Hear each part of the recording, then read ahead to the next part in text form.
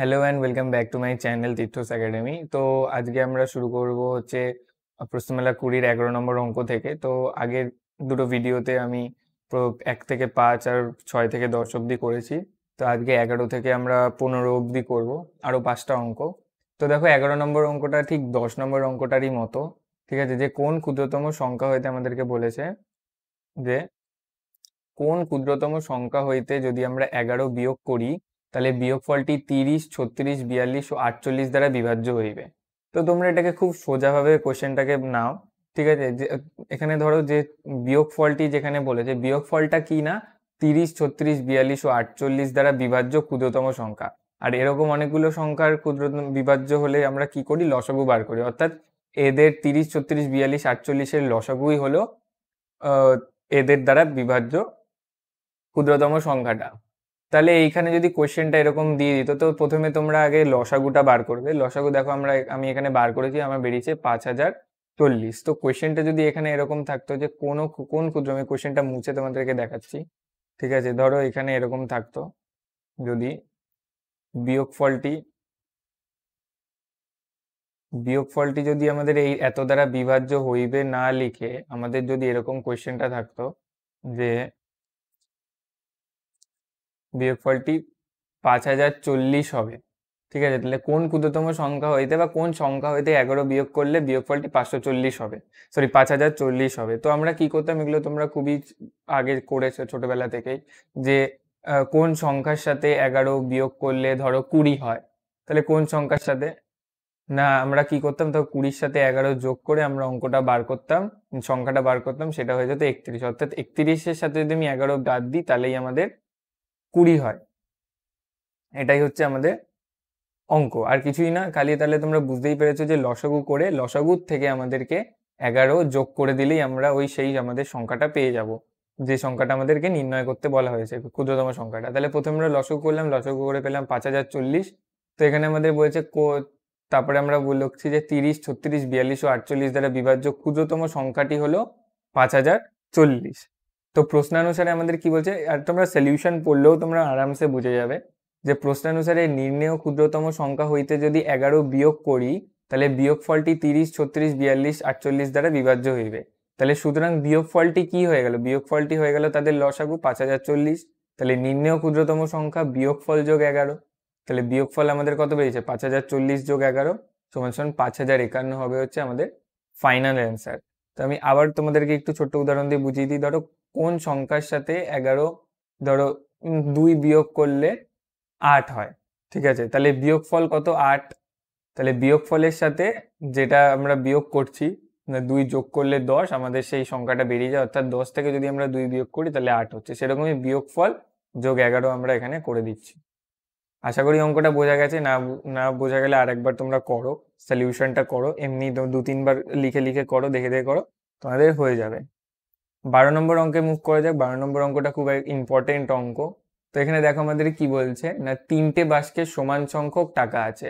অর্থাৎ এরকম 3টে বাস্ক আছে, সমান সংখ্যক টাকা আছে, মানে প্রত্যেকটাতেই আমাদের কত টাকা করে থাকবে, এটা নির্দিষ্ট টাকা করে হয়। 2 টাকা করে থাকলে প্রত্যেক কটাতে 2 টাকা থাকবে। যদি ধরো 22 টাকা করে আছে তাহলে প্রত্যেক কটাতে 22 টাকা করেই থাকবে, প্রথম, দ্বিতীয়, তৃতীয়, ঠিক আছে? প্রথম বাস্ক, দ্বিতীয় বাস্ক, তৃতীয় বাস্ক। তো এরকম বলছে 3টি বাস্কে সমান সংখ্যক টাকা আছে। প্রথম বাস্কের টাকাগুলি 20 জন বালককে, তাহলে এই প্রথম যে বাস্কের টাকা কত টাকা আছে আমরা জানি না, সেজন্য এটাকে আমরা মুছে দিচ্ছি। প্রথম বাস্কের যে টাকাটা সেটা 20 জনকে ভাগ করে দিয়েছে, 20 জন বালককে ভাগ করে দিয়েছে। দ্বিতীয় বাস্কের টাকাটা আমাদেরকে 24 জন স্ত্রীলোককে ভাগ করে দিয়েছে, ঠিক আছে? আর তৃতীয় বাস্কের টাকাটা কতজনকে ভাগ করে দিয়েছে, 32 জন পুরুষকে। তো এবার বলছে যে সমানভাবে ভাগ করিয়া দিয়া দেখা গেল প্রত্যেক বাস্কে তখন 9 টাকা করে পড়ে আছে। তা এবার সবাইকে দিয়ে দেখা গেল প্রত্যেক বাসে কত টাকা করে পড়ে আছে, প্রত্যেক বাসকে 9 টাকা করে পড়ে আছে। অর্থাৎ সবাইকে এই সমান ভাগে ভাগ করে দেওয়ার পর, অর্থাৎ 20 জন বালককে যদি 20 জন বালকের মধ্যে যদি একজন বালককে যদি 2 টাকা করে দেওয়া হয়, 20 জন বালককেও 2 টাকা করেই দেওয়া হবে প্রত্যেককে। যেমন 24 জন স্ত্রীলোকের ক্ষেত্রেও তাই, 32 জন পুরুষদের ক্ষেত্রেও তাই, প্রত্যেককে সমান ভাগে ভাগ করে দেওয়া হয়েছে টাকা প্রত্যেক কটা বাস্ক থেকে। তাহলে আমাদের জিজ্ঞেস করছে প্রত্যেক বাস্কে ন্যূনপক্ষে কত টাকা ছিল। তো এরকম ন্যূন পক্ষে এরকম কিছু টার্মস আসলে তোমরা সবসময় মনে করবে যেখানে লসাগু অর্থাৎ সব থেকে ক্ষুদ্রতম পসিবিলিটিসটার কথা বলছে, ক্ষুদ্রতম মানে কত টাকা থাকলে এরকম হতো ন্যূন পক্ষে, তো সেখানে আমাদের কি করতে হবে, লসাগু করতে হবে। তো প্রথম বাস্কের টাকাগুলিকে আমরা কত 20 জন বালককে দিয়েছি, দ্বিতীয় বাস্কের টাকাগুলোকে 24 জন স্ত্রীলোককে দিয়েছি, তৃতীয় বাস্কের টাকাগুলোকে আমরা 32 জন পুরুষকে দিয়েছি। তো 20, 24 আর 32-এর যদি আমরা লসাগু করি, অর্থাৎ 20, 24, 32 এর যদি লঘিষ্ঠ সাধারণ গুণিতকটা বার করি, তাহলেই তো আমরা পেয়ে যাবো যে প্রত্যেক বাসকে কত টাকা করে ছিল, অর্থাৎ প্রত্যেক বাসকে কত টাকা করে ছিল, যেই টাকাটা, অর্থাৎ দেখো এখানে লসাগু আমাদের করে বেরিয়েছে 480, তার মানে প্রত্যেক বাসকে 480 টাকা করে থাকলেই আমরা কি করছি না, বাসকে 20 জন, 24 জন, 32 জন প্রত্যেককে দেওয়ার পর তিনটে বাসকে আর কোনো টাকা পড়ে থাকবে না, কারণ 480 হলো 20 দ্বারা বিভাজ্য, 24 দ্বারা বিভাজ্য, 32 দ্বারাও বিভাজ্য। দেখো তাহলে 20, ধরো প্রত্যেক কটা বাসকে 480 টাকা করে আছে, আর 480টা কি না 20, 24, 32 অর্থাৎ যতগুলো জনের মধ্যে ভাগ করে দেবো তাদের লঘিষ্ঠ সাধারণ গুণিতক। অর্থাৎ 20কে যদি আমি 480 দিয়ে ভাগ করি, আমি দেখছি যে প্রথম বাসকে 20 জন বালককে দিয়েছে, 480 টাকা ছিল প্রথম বাসকে, সেটা 20 জন বালককে ভাগ করে দিয়েছে।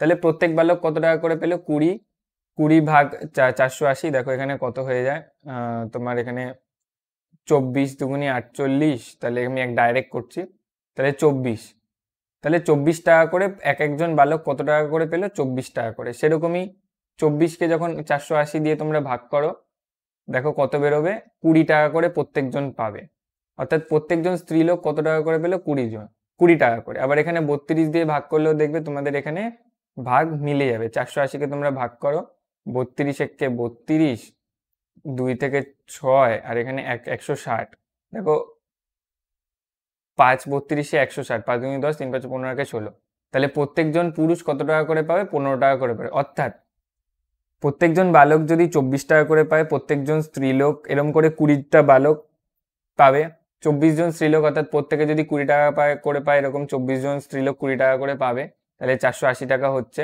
আর 32 জন পুরুষের মধ্যে এক একজন 15 টাকা করে পেয়ে 32 জন টোটাল 480 টাকা হচ্ছে। তো এরকম ভাবে যদি আমরা ভাগ করি তাহলে বাসকে আর কোনো টাকা থাকছে না। কিন্তু আমাদেরকে বলেছে কিনা, কিন্তু আমাদেরকে বলছে যে প্রত্যেক বাসকে ন্যূনপক্ষে, প্রত্যেক বাসকে তখনও 9 টাকা করিয়া পড়ে আছে। তো প্রত্যেক বাসকে ন্যূনপক্ষে কত টাকা করে ছিল, তাহলে 9 টাকাটা আমাদের কি হচ্ছে না, এক্সট্রা আসছে প্রত্যেকবার। তো এই দেখো আমি লিখেছি, যদি প্রতিটি বাসকে 480 টাকা করে থাকতো, তাহলে 20 জন বালক, 24 জন স্ত্রীলোক ও 32 জন পুরুষকে যথাক্রমে প্রথম, দ্বিতীয়, তৃতীয় বাস্ক থেকে সমান ভাগে ভাগ করে টাকা দেওয়ার পর কোনো বাসকে পড়ে থাকতো না, অর্থাৎ কোনো টাকা থাকতো না। 480 টাকা করে যদি প্রতিটা বাসকে থাকতো আর সবাইকে যদি সমান ভাগে ভাগ করে দিতাম, বালক, স্ত্রীলোক, পুরুষকে, তাহলে কোনো টাকা আর তিনটে বাস্কতে থাকতো না। কিন্তু প্রশ্নানুসারে আমাদের কি বলেছে, সমান ভাগে ভাগ করে দেওয়ার পর প্রতিটি বাসকে 9 টাকা করে পড়ে থাকলো, তাহলে 9 টাকাটা আমাদের এক্সট্রা পড়ে থাকলো। তাহলে 480-র সাথে যদি আমি 9টা যোগ করে দিই, তাহলে 489 টাকা করে যদি থাকতো, তাহলে প্রত্যেকবার আমাদের 9 টাকা করে অবশিষ্ট পড়ে থাকতো। কারণ কি 20 জন বালককে যদি আমি সমান 24 টাকা করে দিই, তবেই 480 টাকা হয়ে যায়, আর আমার 9 টাকাটা এক্সট্রা আমাদের বাসকে পড়ে থাকবে। তো এটাই হচ্ছে আমাদের অঙ্ক। আশা করি বোঝা গেছে, না বোঝা গেলে আমাদেরকে কমেন্ট করে জানাবে, তো আমি আরো ভালো করে বোঝানোর চেষ্টা করব। আর আশা করি 2-3 বার করার পর আর প্রশ্ন মানে কোয়েশ্চেনটা পড়ার পর তোমরা ইজিলি অঙ্কটা বুঝে যাবে। তো এবার চলো 13 নম্বর অঙ্কটায় যাওয়া যাক। 13 নম্বর অঙ্কটা খুবই সোজা। বলছে কোনো সংখ্যাকে 3 দিয়ে গুণ করিয়া গুণফলকে 5 দিয়ে ভাগ করিলে ভাগফলটি 36 ও 54 গসাগুর সমান হবে। অর্থাৎ ভাগফলটি 36 আর 54 গসাগুর সমান হবে। তো প্রথমে আমরা 36 আর 54 গসাগু করে দিই। দেখো 36 আর 54 গসাগু করে পেলাম হচ্ছে 18। ঠিক আছে, অর্থাৎ আমরা এখানে বলতে পারি যে কোন সংখ্যাকে 3 দিয়ে গুণ করিলে গুণ করিয়া গুণফলকে 5 দিয়ে ভাগ করিলে ভাগফলটি 18 হবে। এবার এইসব অঙ্কের ক্ষেত্রে উল্টো পথে চলবে তোমরা। অর্থাৎ এখানে দেখো প্রথমে কি বলছে, কোনো সংখ্যাকে 3 দিয়ে গুণ করিয়ে গুণফলকে 5 দিয়ে ভাগ করলে 18 হবে। 36 আর 54 গসাগুটা তো আমরা বের করে ফেলেছি 18। তাহলে 18কে প্রথমে সব উল্টো করবে, উল্টো পথে চলবে, আর উল্টো যা বলেছে তার উল্টো করতে থাকবে। দেখো আমাদের কি বলেছে যে 5 দিয়ে ভাগ করলে 18 হবে, তাহলে 18-র সাথে 5টা আমরা কি করব, গুণ করে দেবো। এই দেখো আমি করেছি 18 গুণ 5। তারপরে কি বলেছে 3 দিয়ে গুণ করলে, তাহলে আমরা কি করে দেবো, পরে 3 দিয়ে ভাগ করে দেবো। তাহলে 18-র সাথে 5টা প্রথমে গুণ করবো, সেই জন্য ফার্স্ট ব্র্যাকেটের মধ্যে রেখেছি, কারণ কি এর কাজটা আগে করব। যদি এখানে বলতো 5 দিয়ে গুণ করিলে, তখন এখানে আবার 5 দিয়ে আগে ভাগ করতাম। তো এখানে যেহেতু বলেছে যে 5 দিয়ে ভাগ করিলে 18 হচ্ছে, সেজন্য 18কে 5 দিয়ে গুণ করছি ওই সংখ্যাটাকে নির্ণয় করার জন্য। আবার আমাদেরকে তারপরে আমরা কি করছি না, 3 দিয়ে ভাগ করিলে, তো তখন আমরা 3 দিয়ে ভাগ করছি। তাহলে আমি এখানে একবার করে দেখাই। তো 18কে আমাদের কি বলেছে, 18 হবে কখন না 5 দিয়ে ভাগ করলে। তাহলে 18কে প্রথমে 5 দিয়ে গুণ করব। তারপরে বলেছে কি না 3 দিয়ে গুণ করলে, অর্থাৎ উল্টো করব, 3 দিয়ে ভাগ করে দেবো। তাহলে এখানে কত হয়ে গেল, 5 18 90 ভাগ 3 সমান সমান উত্তর হবে হচ্ছে 30। আশা করি 13 নম্বর অঙ্কটাও খুব সোজা ছিল, বোঝা গেছে। এবার 14 নম্বর অঙ্কে যাওয়া যাক। 14 নম্বর অঙ্কটা আশা করি ক্লাস 4এও তোমরা করে থাকতে পারো, যদি তোমরা করে থাকো। যাই হোক, এইরকম টাইপের অঙ্ক। তো এখানে বলছে 5 অঙ্কের কোন বৃহত্তম সংখ্যার গুণনীয়ক 2776 হবে, অর্থাৎ 5 অঙ্কের এমন একটা সব থেকে বড় সংখ্যা থাকবে যেটাকে 200 গুণনীয়ক মানে কি 276কে সেই 5 অঙ্কের সংখ্যা দ্বারা 1 2 3 4 5 বৃহত্তম 5 অঙ্কের যে সংখ্যা আছে সেটাকে দ্বারা যদি ভাগ করি, একটা ভাগফল বেরোবে আর ভাগ মিলে যাবে। তো দেখো এক্ষেত্রে আমাদের খুব সিম্পল প্রসিডিওর, যত অঙ্কের বৃহত্তম বা ক্ষুদ্রতম বলে দেবে সেইটা আগে লিখে নেব। এখানে বৃহত্তম ক্ষেত্রে আমরা লিখে নিলাম যে 5 অঙ্কের বৃহত্তম সংখ্যা 5টা 9। এবার 5টা 9কে সোজাভাবে আমরা ভাগ করে দেব। তো ভাগ করে যেটা আমাদের ভাগশেষ থাকবে, যদি ভাগ মিলে যায় তাহলে এটাই গুণনীয়ক, এটাই 5 অঙ্কের সব থেকে বৃহত্তম সংখ্যা। যদি ভাগ না মেলে, ভাগশেষ থাকে, এখানে দেখো ভাগশেষ কত পড়ে থাকছে 87। তার মানে কি 5 অঙ্কের বৃহত্তম সংখ্যা তো আমাদের 5টা 9, তার মধ্যে 87টা আমাদের এক্সট্রা বেশি আছে, সেজন্যই 276কে যখন ভাগ করছি তখন ভাগশেষ রূপে 87টা বেরিয়ে আসছে। তো 87টা যদি আমি 99,999 অর্থাৎ 5 অঙ্কের বৃহত্তম সংখ্যার সাথে যদি বিয়োগ দিয়ে দিই, তাহলেই আমাদের 276-এর সাথে যেটা বিভাজ্য অর্থাৎ গুণনীয়কটা বেরিয়ে যাবে 5 অঙ্কের বৃহত্তম সংখ্যা। তাহলে সেটাই 5টা 9-এর সাথে আমরা যখন 87 বিয়োগ দিয়ে দেবো, তখন আমাদের বেরোলো 99912, অর্থাৎ 99,912 হচ্ছে আমাদের অ্যান্সার। 87টা যেটাও যেহেতু ভাগশেষ রূপে অবশিষ্ট পড়ে থাকছে, অর্থাৎ 87 বেশি আছে 99,999-এর মধ্যে, সেটাকে বাদ দিয়ে দিলেই তো আমাদের ভাগটা মিলে যাবে। তো তোমরা এটা বাড়িতে ভাগ করে দেবে, 276কে 99912 দিয়ে দেখবে ভাগ মিলে যাবে। তো সেই জন্যই 276-এর 5 অঙ্কের বৃহত্তম সংখ্যার গুণনীয়ক হচ্ছে 99,912। তো চলো আজকের ভিডিওর শেষ অঙ্কে মুভ করা যাক। এটা আমি একটা করে ফেলেছি, এটা আমার একটা বাড়ানোর অঙ্ক, অ্যাকচুয়ালি আমি টুকতে ভুল করে দিয়েছিলাম। তো আগে 15 নম্বর অঙ্কটা আমরা দেখে নিই। বলছে 6 অঙ্কের কোন ক্ষুদ্রতম সংখ্যার গুণনীয়ক 173 হইবে। তো 6 অঙ্কের কোন ক্ষুদ্রতম সংখ্যার গুণনীয়ক 173 হইবে। তো এটাও খুব সোজা, প্রথমে তোমরা লিখবে 6 অঙ্কের, এখানে আমি লিখিনি, 6 অঙ্কের ক্ষুদ্রতম সংখ্যা সমান সমান 1, 1-এর পর 5টা শূন্য। আশা করি এগুলো তোমরা জানো। তো এখানে দেখো 6টা অঙ্ক হয়ে গেছে, 3 2 5। তো সেম প্রসিডিওর, 173কে প্রথমে যার গুণনীয়ক বার করতে বলেছে আর যত অঙ্কের সেটার সাথে ভাগ করে দিতে হবে। এইবার যেটা অবশিষ্ট থাকবে, এবার ভালো করে লক্ষ্য করো, আমরা বৃহত্তম সংখ্যার আগের অঙ্কটাতে যাই, আমরা বৃহত্তম সংখ্যার সাথে যখন আমরা বিয়োগ দিচ্ছিলাম ভাগশেষটা, তখন ওটা 5 অঙ্কের সংখ্যাই থাকছে। দেখো 1 2 3 4 5 আমাদের বলেছে 5 অঙ্কের বৃহত্তম সংখ্যাই নির্ণয় করতে, তো সেটাই বেরিয়েছে। কিন্তু যদি আমরা এইটা মানে কি এই 10 লক্ষের হ্যাঁ 1 লক্ষের মধ্যে আমাদের 6টা বেশি আছে, মানে 1-এর পরে 5টা শূন্য, মানে 6 অঙ্কের ক্ষুদ্রতম সংখ্যার মধ্যে 6টা বেশি আছে। যদি আমরা এটাকে বিয়োগ দিয়ে দিই 6টা বিয়োগ 6, তাহলে এটা তো একটা 5 অঙ্কের সংখ্যায় পরিণত হয়ে যাবে। 6 থেকে 10 4, আর এখানে 4টে 9 হবে। তো আশা করি বোঝা গেছে। এইখানে আমাদের যদি আমরা ভাগশেষটাকে যদি বিয়োগ দিয়ে দিই ভাজ্যর থেকে, তাহলে সেটা আমাদের 6 অঙ্কের সংখ্যা আর থাকছে না, আমাদের নির্ণয় করতে বলেছে 6 অঙ্কের সংখ্যা, এটা হয়ে যাচ্ছে 5 অঙ্কের সংখ্যা। সেজন্য এটা একটা প্রসিডিওর আছে না, ভাজক থেকে ভাগশেষটাকে বিয়োগ করে দিতে হবে 173 - 6, যেইটা থাকবে সেইটার সাথে আমাদের ভাজ্যটাকে যোগ করে দিলেই আমাদের সেই গুণনীয়কটা বেরিয়ে যাবে, অর্থাৎ এই 1,01,67 হয়ে যাবে হচ্ছে 173-এর বিভাজ্য। 173-কে যদি তুমি 1,01,67 দ্বারা ভাগ করো, তাহলে ভাগশেষ মিলে যাবে। আশা করি ব্যাপারটা বোঝা গেছে যে কেন আমরা বিয়োগ করছি না বা আমরা যোগ করছি। প্রথমে ভাজকের থেকে অর্থাৎ 173 থেকে ভাগশেষটা বিয়োগ দিয়ে দিয়েছি, মানে ভাজকের থেকে ভাগশেষ বিয়োগ দেওয়ার পর যে সংখ্যাটা থাকবে সেই সংখ্যাটাকে ওই 6 অঙ্কের ক্ষুদ্রতম সংখ্যার সাথে যোগ করে দিলেই, অর্থাৎ ভাজ্যের সাথে যোগ করে দিলেই এটা আমাদের পেয়ে যাবে। আমি সূত্রটা লিখেও দিচ্ছি, প্রথমে ভাজক বিয়োগ ভাগশেষ করে যোগ ভাজ্য, এটাই হচ্ছে আমাদের নির্ণেয় সংখ্যাটা। আশা করি অঙ্কটা বোঝা গেছে, 15 নম্বর অঙ্ক।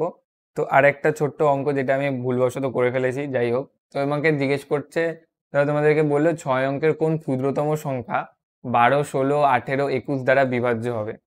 অর্থাৎ এটা খুবই সোজা, এখানে 12, 16, 18, 21 দ্বারা বিভাজ্য ক্ষুদ্রতম সংখ্যা কি হয় না, এদের লসাগু। তাহলে এইগুলো কেটে তুমি আবার, আমি এটাকে সরিয়ে দিচ্ছি, দেখো কি হয়ে যাবে। ধরো এরকম বিভাজ্য না দিয়ে 6 অঙ্কের কোন ক্ষুদ্রতম সংখ্যা, সরি বিভাজ্যটা কেটে দিলাম, বিভাজ্যটা রাখতে হবে।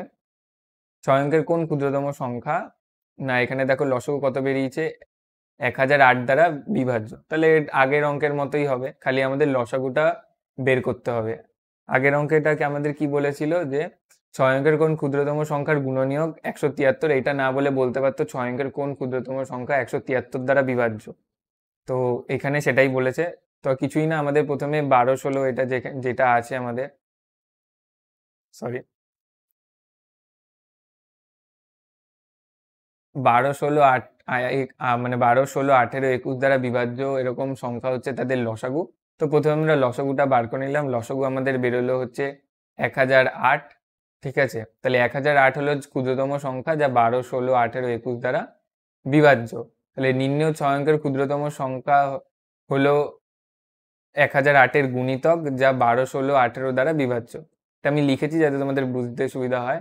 6 অঙ্কের ক্ষুদ্রতম সংখ্যা কত না, একের পর 5টা শূন্য, সেটাকে 1008 দিয়ে মানে ভাগ করবো। আর ক্ষুদ্রতম সংখ্যা থাকলে আমরা সেই প্রসিডিওরটা অ্যাপ্লাই করবো, কারণ কি দেখো ভাগশেষ আমাদের বেরোচ্ছে 208 ভাগ করলে।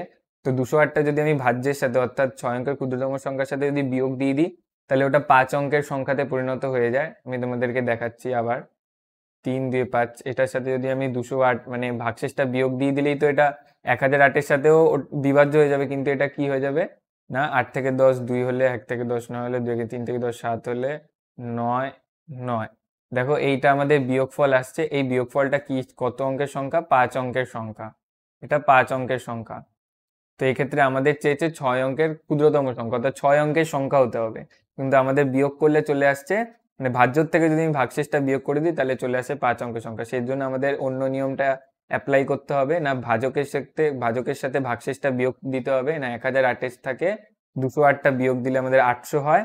এবার আমরা 800টাকে 1 লক্ষের সাথে যোগ করে দিলেই আমাদের অ্যান্সার বেরিয়ে যাবে 100800। এই অঙ্কটা বইতে নেই, এটা আমি ভুলবশত ক্রিয়েট করে দিয়েছি, বাট এটা একটা ভালো অঙ্ক তৈরি হয়ে গেছে।